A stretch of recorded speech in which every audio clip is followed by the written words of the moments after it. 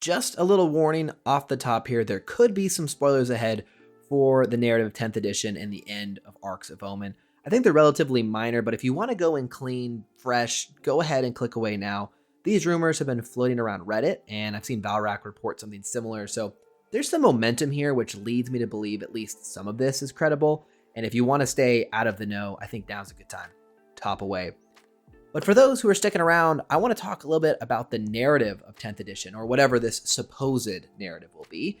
And I want to start with the fact that it's actually not going to be any sort of time jump for 10th edition. It's actually going to turn the focus towards the Indominus Crusade versus the Silent King, which was a storyline that kind of got left as we went to Arks of Omen. So it makes a lot of sense to me. We're going to revisit this, and I'm excited to get back in. It was a really fun building conflict. But what I think is really intriguing is that supposedly the last Arks of Omen book is going to be called The Lion, which has been rumored for a long time, and I believe that's credible.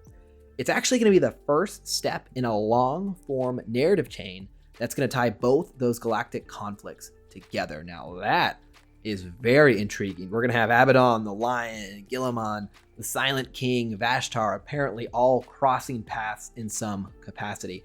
That gets me excited for a couple reasons. I mean, first of all, the scale of that conflict could be really intriguing, and what sort of things happen in the next couple Arks of Omen books that set the stage for this. That gets me really hyped. And more so, I like the fact that Arks of Omen might have long-term consequences. What I don't want, personally, is that Arks of Omen is this 5-book quick narrative, wraps up, and we move on, and the items aren't really that impactful long-term. I don't think that's going to be the case. I've never thought that, but this is further confirmation that that's not true. And I like when I get invested, spend time reading, diving in, that we're going to get some long-term payoff. So that personally is exciting to me. That's what's called out from a narrative perspective, pretty high level.